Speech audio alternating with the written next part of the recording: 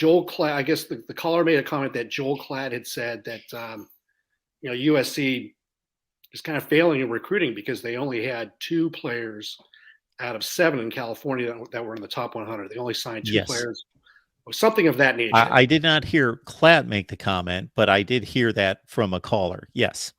Well, the caller was quoting Klatt, but Yes. Klatt, Yep.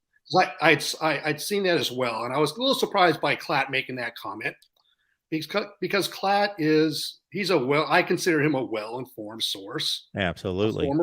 former quarterback at Colorado who has a very good understanding of the Pac-12, the Big Ten, and he's kind of on top of the pulse of the changes in college football, and he lets his opinion be known. Would you agree with that comment, Mark? Yeah, I've got great respect for Joel Yeah. Klatt. So the one thing that Joel didn't share, which unfortunately, if you don't have insight, and that's why I'm giving you a call, is just to maybe clarify and point this out, because the caller had kind of echoed or puppeted those comments. But if you take a look at the 7 players that are in California that were in the top 100, USC obviously had a quarterback, Malachi Nelson, and they had a wide receiver in Makai Lemon. So they had 2. Those are the 2 of the 7 they had. 2 of the other players were also quarterbacks. Nico Iamaleava, who went to Tennessee, and Jaden Rashada, who went to ASU via Miami and Florida. Yep. So there was also another player, Jurion Dickey, who committed to Oregon verbally in early May. And he also signed with them. So my point being is Lincoln Riley would get skewered, or any coach for that matter, to take 3 quarterbacks in the top 100, whether that was 20 years ago, 10 years ago, or in this world of the transfer portal. Would you agree with that comment? So it's funny because I didn't really give much thought to what was stated by that caller. I just, on one hand, when I hear third party responses or then my first thought is, okay, is that what actually was stated? Is that what was meant, et cetera, et cetera? I didn't have the time nor take the time to go back and check Klatt's comment. But then as you started in on this, my first thought was, okay, this is California, first of all, a lot of quarterbacks. So is Rick going to bring me to a point where he's listing the reasons why USC would not have gotten the bulk of those top 7 players, and it would be because many of them were quarterbacks, and you're not going to take 5 quarterbacks in a recruiting class. And that's certainly what it turned out to be. How many of them were quarterbacks? 3 of the 7. 3 of the 7. So you're going to take, if you can, you may take 2. Usually it's 1. You may take 2. And you certainly explained a few of the other situations there.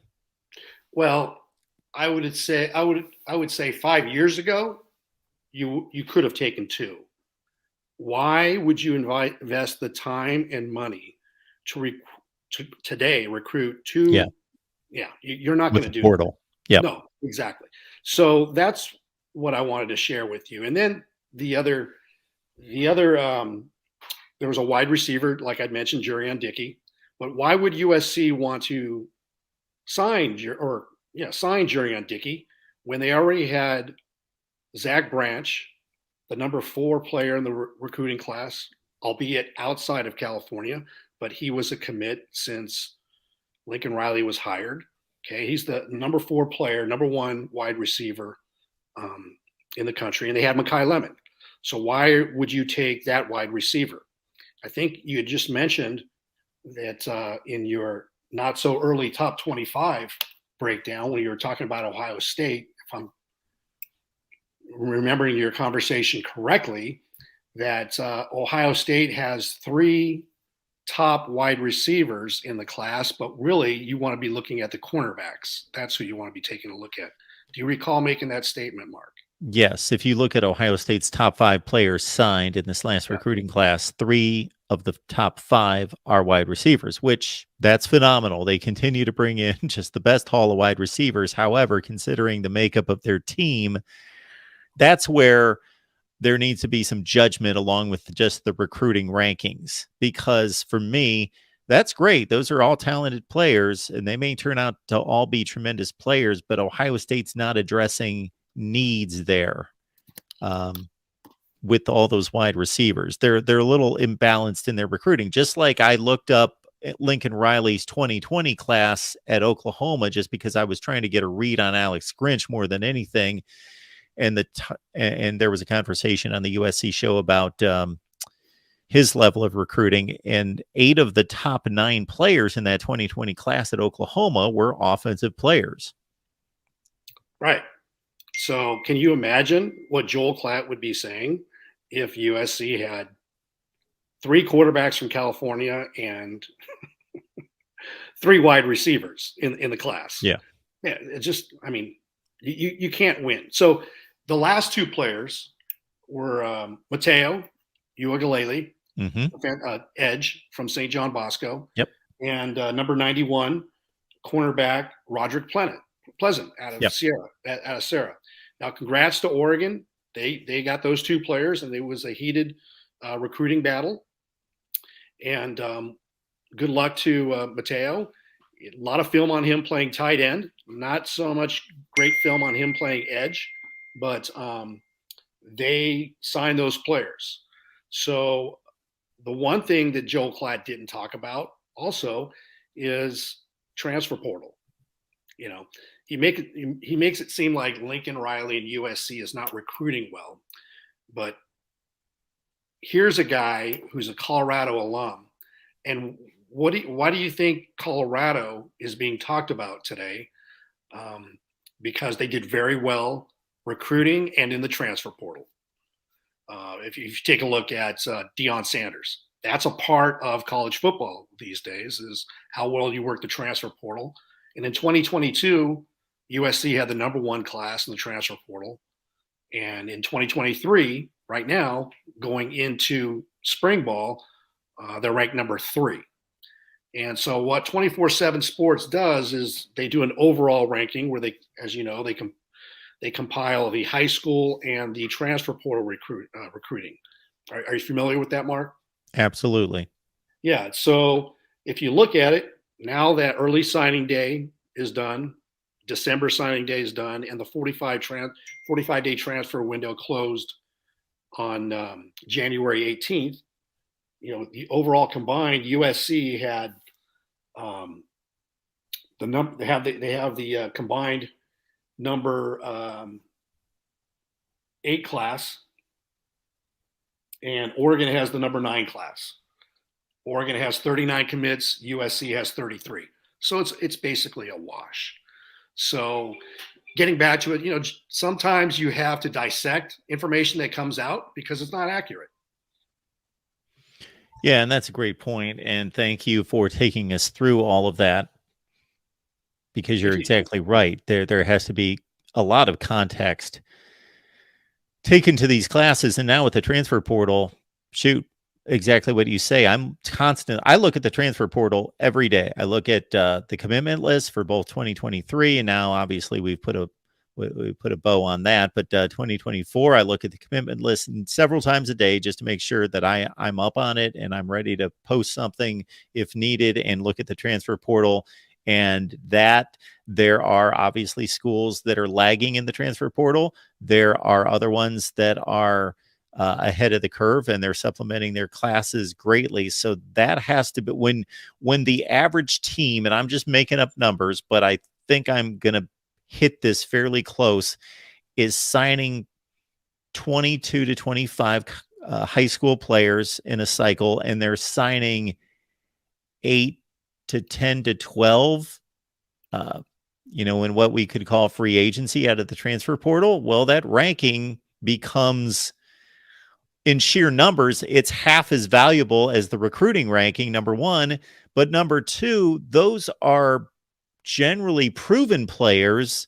So you could even say it's more valuable than half of that recruiting ranking, because these are guys that have proven that they can play at this level, most of them. So that transfer portal ranking has to be taken into strong consideration. You're absolutely correct. You just took my point, Mark. So I totally agree with you on that. Because if you take a look at it, you just hit it on the head. Because a lot of these kids are being high school kids are being recruited for a year. Okay. And for instance, USC brought in 21 players. And in a 45-day window, once that player hits the transfer portal and you're able to communicate with them and bring them to your campus and make an offer and sign them, there's a 45-day window, and USC picked up 12 players. It's and other schools that need to rebuild their rosters have that same advantage. So taking a look at that, the biggest question mark, as everybody knows, as we saw at the Cotton Bowl, is USC's defense. Okay, they addressed some concerns in the first transfer portal, but when you start off having 9 commits in your high school class after that other coaching staff left, you have a lot of work to do uphill, and there's only so many needs that you can address. And USC was thin on defense, and it caught up to them. So, taking a look at it, going back to the high school recruiting, USC addressed the need by getting Braylon Shelby, a 4-star edge out of Texas. He was in the top 100. He was like 85, I think. And they got Tackett Curtis. He was just outside the top 100 at number, I think, 108. He won the Louisiana State Player of the Year, top linebacker. So there's 2 needs that are addressed. And if you look at the transfer portal, like you were bringing up, Mark, they addressed in their front 7, they signed 4 guys that were 4 stars and 2 guys that were actually 3 guys that were 3 stars. So they addressed, one of them was Anthony Lucas, defensive lineman out of Texas A&M, was part of that 2022 class. They got Jack Sullivan for Purdue, Mason Cobb, who had 96 tackles, linebacker out of Oklahoma State. They got a 4-star cornerback, Christian Roland Wallace, out of Arizona, who's very familiar with the Pac-12 and has experience. He's kind of like this year's Mekhi Blackman from Colorado, who was an outstanding cornerback at SC this year, and who's invited to the NFL Combine. And they got a defensive lineman from Arizona as well, Kion Bars, that has. So this year is different. They found out what their needs are, and they had a season under their belt to prove that the coaching and the program was working. Where last year there was limited numbers of quality players that they could attract because it was just a concept, right? And so, like you had mentioned, the transfer portal, you have proven players that can come in, step in, and that's what a team like Georgia and Alabama, they don't need as many transfers, so they just high spot and maybe get 4 or 5 players. Same with Ohio State.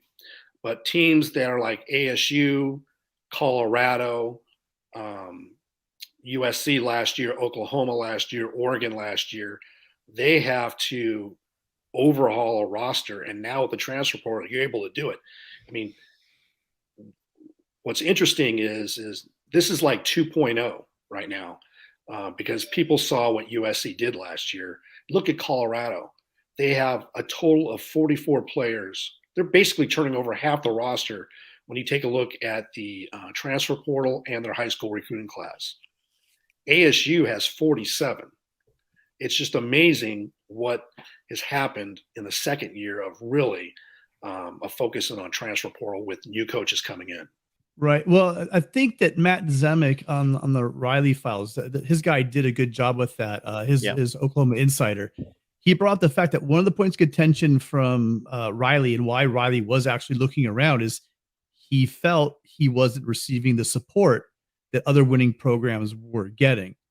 He made that very clear, and that makes a lot of sense. And to Oklahoma's credit, though, it looks like they opened up those purse strings, and they are throwing the bags out there because their recruiting class is amazing this year. They're doing a great job. And I think I've said in the past, I have no idea I do know that it did look like that whatever the situation, the reasons, the staff, whatever it might have been, it was clear that Riley was not getting the type, recruiting the type of defenses that could play with Georgia, Alabama, right? Ohio State.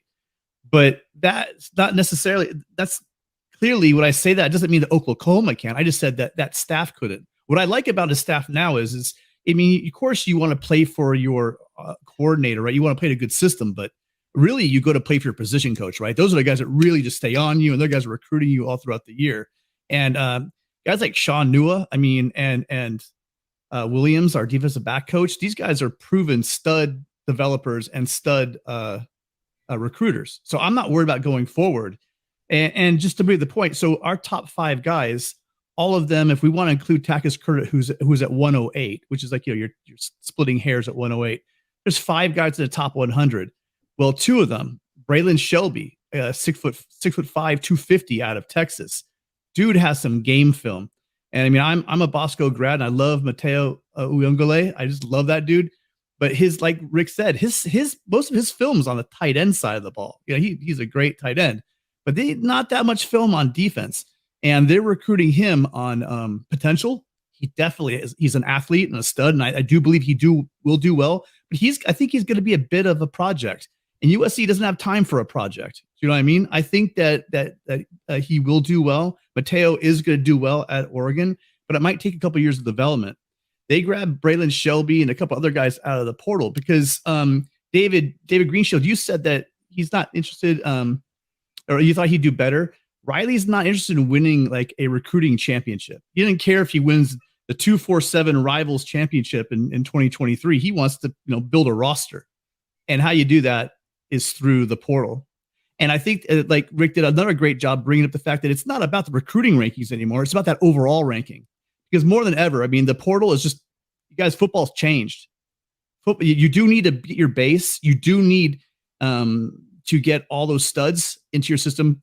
The top 5 stars, there's definitely a correlation between 5-star athletes and championships. And so that's where you want to get to. But USC needs guys now on the line. And if you look at their recruiting class, which is like at 8 or 9 overall, is solid with trench guys, with guys that are going to be right away making differences inside, at the line of scrimmage, where on defense, we were getting our asses handed to us. And so having Braylon Shelby and Tackett Curtis, both guys probably will play this year. These guys are high caliber, top 100 players. It is being addressed. And I just want to bang my head against the wall when I hear knowledgeable Sooner fans and other fans throughout the country saying, well, he doesn't like to recruit defense. Mark, do any coaches not like to recruit? Would you agree that every coach in America is worried about defense, including Riley? Would you agree? Coaches want to win. And you have to do what? At that level. Yes. So do you think it's ridiculous to say he doesn't care about defense? Isn't that a ridiculous comment? Okay. So when we're sitting and watching these guys talk about how Riley is this, Riley is that, we know that Riley 2020 was that. We know Riley 21 was that. We know Riley 22 was that. But let the man evolve. I mean, how many years was Kirby Smart a head coach before he won a championship? How many years was Nick Saban a college coach before he won a championship? Well, yeah. I'm not saying that Riley's either one of those men, but I'm saying you don't just walk up and all of a sudden win championships. So if a guy doesn't want a championship in 5 years, in 6 years, people want to bury him like, oh, well, he sucks. He's never going to win. I think that's just some wishful thinking. Yeah. And I like the way he's building the roster. He's not trying to play any games. He's made it very clear he'd rather spend his money on keeping his players, right? Giving them, right, the NIL stuff, giving proven guys. Like we got the 5-star Lucas from Texas A&M, who is a stud defensive end. That's where you want to spend your money, not on guys that might be a mystery. So enough of that. Sorry, I'm off. I called because Rick was too humble. Next Wednesday on the Pac-12 show, we are going to have Rick's going to break down the transfer portal and what the coaching staff at Nebraska and Wisconsin are doing, and the impact it's going to make as these new coaching regimes kind of change. It's the evolution of football now. You don't have to wait 2 to 3 years to have your guys come in. And Rick's done a great job, done all the homework for it. And he's going to show like what Colorado has done, what Wisconsin has done, Nebraska. So Pac-12 and Big Ten fans, come check it out because he's done his homework and we all know Rick can bring it. He just brought it a few minutes ago. So please come check us out. And we got a big surprise. I know you know what the surprise is, Mark, but we're gonna wait till Wednesday to unleash that on everybody. So I'm we glad appreciate I all know the it's on support. my channel, so it's a good thing that I found out about it. That's good. That's Tony. He's responsible, and I'm the maverick of the group.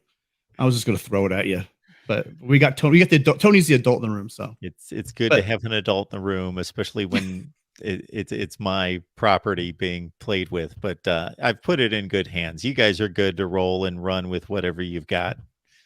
Everything's been good so far. So again, Tim is talking about the Pac-12 live chat show that is every Wednesday in that 10:30 Eastern time range. I believe it was at 11 this past week, but in that range on Wednesday evening, 7 Pacific, and it's a good time. Yeah. So we look forward to everyone come checking it out. Again, we're not just covering Pac-12 breakdowns. We're trying to spread out the rest of the country and cover some other teams and new coaching changes. So come check Rick lay it out, you guys. And we'll see you guys all next Wednesday. Absolutely. Thanks, Tim. All right. Appreciate Thank you. And I think I'm going to go to work on a lot of breakdowns concerning Oklahoma versus the SEC. What does that look like? Texas versus the SEC. And of course, we've got USC and UCLA against the Big Ten. And then what about all of those teams in those respective conferences that have to face USC and UCLA? It may not be pretty for the likes of Iowa. I'm pointing at Iowa because, of course, Northwestern's nowhere close to Iowa. Rutgers, Northwestern, those teams are nowhere close to Iowa, but the expectations are also not there. But out of the teams that are winning in the Big Ten Western Division, Iowa seems to be a little bit vulnerable, as does Purdue, obviously, in losing its head coach, in trying to keep pace with what they've accomplished recently and win at that rate. And certainly, USC and UCLA are not going to make a huge mark against any one of those teams in particular because they can only play them twice at the most. But if you think about it, you do the math on it, if USC or UCLA is a designated team that's going to play any one of those teams each season, and then the other one plays against those teams every other season, well, that's 3 games every 2 years that the way things are sizing up right now look like for some programs like Iowa, like Nebraska, they're looking like they're going to be losing, unless they get better, going to be losing that matchup 75 to 80% of the time. So there is going to be change in the Big Ten. There is right now entering the Big Ten what is going to be the 3rd or 4th best program in the Big Ten today, but with the potential, Ohio State and Michigan fans included, listen to this, the potential to be the best program in the conference. And UCLA, who knows what their potential is? It's probably to be the reasonably, not that they couldn't ascend to past this, but probably their potential, reasonably speaking, conservatively, is to be the 3rd or 4th, 5th best program in the conference. And again, even if they disappoint and they become another Purdue or Maryland and they go 7-5 and go to bowl games every year, that they will still serve a purpose in terms of having a Rose Bowl venue for the Big Ten to play in during the regular season and possibly in a conference championship game. And they will have a major brand to add with USC on the West Coast. And the property of the game between USC and UCLA will now be a Big Ten property to showcase. And then the addition of UCLA playing a national schedule, usually against national opponents. I know they certainly didn't do it this year or in the last few years, but they have historically. That's all valuable to the Big Ten. So if USC becomes USC again and UCLA stays UCLA, 8-4 UCLA, that is still an enormous addition. And even UCLA is a valuable addition to the Big Ten.